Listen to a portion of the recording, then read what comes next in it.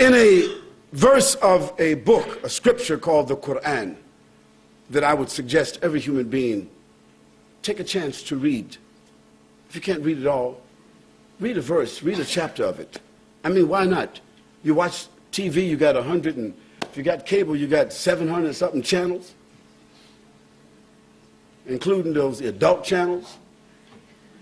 If you got a computer, you're surfing the web, but then go to Google or Giggle, whatever search engine you got, and just put in the word Quran, Quran. Yeah, Quran, just put it in there. I dare you. I'm not telling you to put it in there because of religious purposes. Just put the word Quran in there and see how many hits that you get down there. See how many. And then just click one and just listen. Listen to the Quran. If it's in Arabic, you won't understand it, but just listen to it. And then ask for a translation, then read it. Well, in one of the chapters of the Quran, this is a book of 6,626 verses, 114 chapters, that was revealed to a man called Muhammad, the son of Abdullah, who himself claimed to be a prophet of God, like Jesus, like Moses, like Abraham, like David, like Solomon. He claimed to be a prophet. And we believe, as Muslims, that he was a prophet. We believe that this Quran was in fact revealed to him. This is what our belief is. You don't have to believe that, but we do. In this book, among other things that I'm going to tell you about this book, there's a verse that says, أعوذ بالله من الشيطان الرجيم بسم الله الرحمن الرحيم تبارك الذي بيده الملك وهو على كل شيء قدير الذي خلق الموت والحياة ليبلوكم أيكم أحسن عملا. Says, glory be to the one in whose hands, whose power there is all the dominion of the heavens and the earth that you and I cannot even imagine. It's established that there is a power, there is a mind, there is an intelligence, there is an authority, there is a sovereignty behind this, what we call the creation.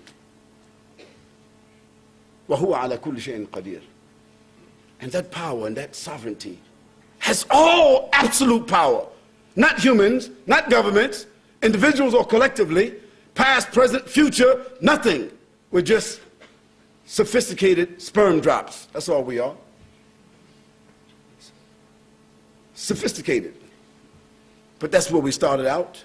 And in the end, dust to dust, ashes to ashes, that's all we'll be. وَهُوَ عَلَى كُلِّ شَيْءٍ قَدِيرٌ الَّذِي خَلَقَ الْمَوْتَ. It is that authority, that power, it is that mind, that intelligence that has created the heavens and the earth and everything in it, and created death for the humans before giving them life. Think about that. Death was conferred upon us before we were even given life. It was already there, inescapable. When you came into life, you carried with you the imprint on your DNA. You gotta die. That's a ticket that comes with the package. Life, death. But in this particular verse, we usually as humans say life, death, because we're living looking at death, even though we ignore it. But in this verse, it switches it, because the one who has given the life says, death, we give you as a gift life. الذي خلق الموت والحياة ليبلوكم أيكم أحسن عملا. In order to see which one of you will be the best in their behavior and in their conduct or their responses. Now that verse gives us the premise of our discussion. That the purpose of life, this small little like that, that's all it is. We think of it as days, weeks, months, years. We call some of us, what do they call a person who's 100 years old, we call them? A centenarian or something, what's that terminology?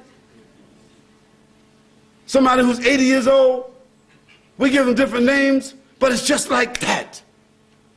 And if you're 60 today, or in my case, 59 in 3 days. Maybe I shouldn't have said that, huh? See, think back.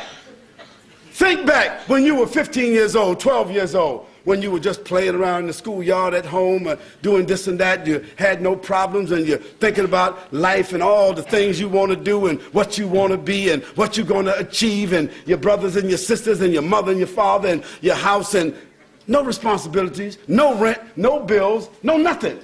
Think about it. When was it? It was just yesterday. For me, it was just yesterday. Just like that. Where has the time went? What has happened? And now, today, everyone will agree. It seems like the sun rises and sets, and the day is just going like this. You can't even say, what happened? What's today? I said, today is Tuesday. I said, Tuesday, brother, this is Thursday. I said, what happened? It's time.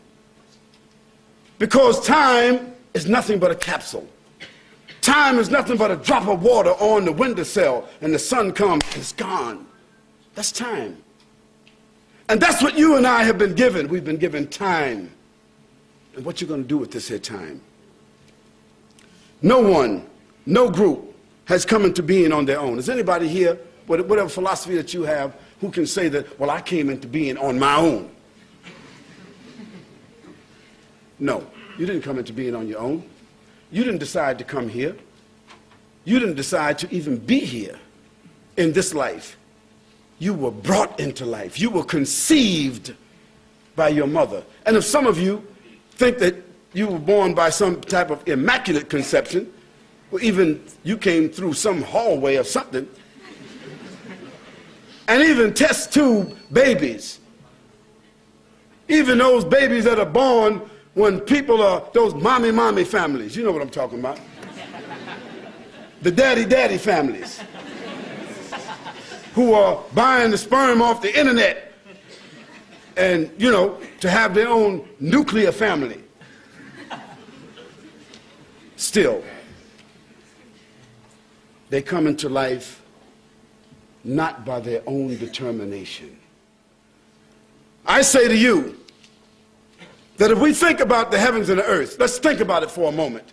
Let's go macro, and then we go micro. Let's go macro for a moment. Let's go out. The earth is the third planet among, they said, 9 planets. I think they just discovered another planet. In our solar system, the earth is the third planet from the sun. And how many miles are we from the sun? Is it 93 million miles or something like that? And the earth is the only planet that has the ecosystems to sustain life. It's the only one. Because if we go to the left, Mercury, it's too hot. We go to the right, Mars, it's too cold. The earth has the only ecosystems that support what we call life. And if there is other human beings or other higher forms of life on some other planets, only Steven Spielberg knows about it. Or that station that comes on, what's that program that comes on with that, about the aliens? Just in case you don't know it, this is all fiction.